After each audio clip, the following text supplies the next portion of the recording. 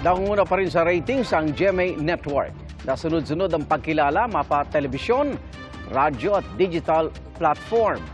Ang online ad revenue ng GMA mahigit 70% ang itinaas kumpara sa sinundang taon. Saksi si JP Soriano. Sa annual stockholders meeting ng GMA Network, ibinahagi ni GMA Network President and CEO Gilberto Duavit Jr. ang patuloy na pangunguna sa ratings ng Kapuso Network.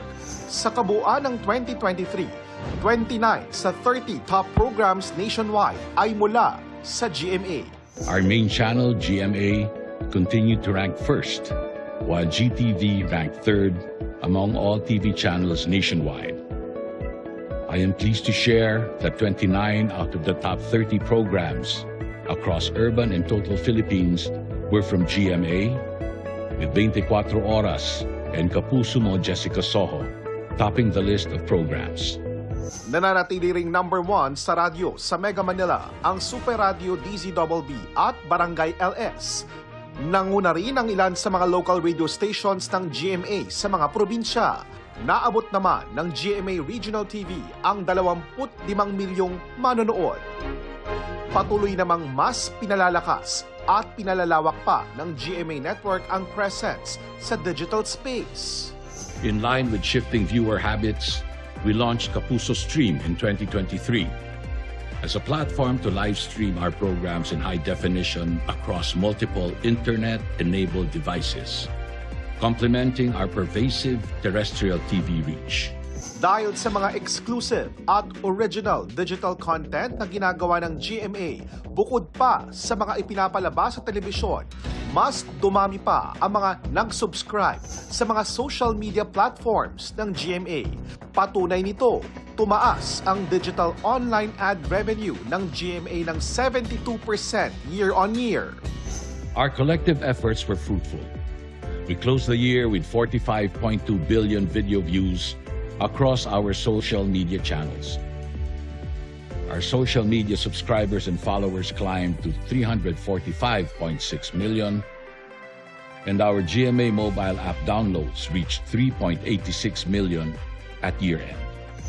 Nitong 2023, bumalik din sa paggawa ng pelikula ang GMA Network tulad ng 2023 MMFF at MIFF Best Picture winning film na Firefly.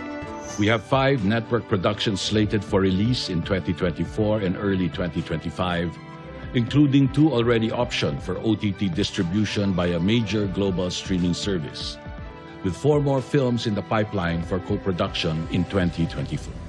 Big year din ang 2023 at unang bahagi ng 2024 dahil sa iba't ibang collaborations ng GMA sa iba't ibang content producers para sa mga dekalidad na palabas gaya sa YouTube at ABS-CBN. The collaboration between GMA and ABS-CBN with respect to the airing of its showtime was actually preceded by a number of other partnerships, all of which have been very smooth, been characterized by reasonableness, and have benefited all the parties.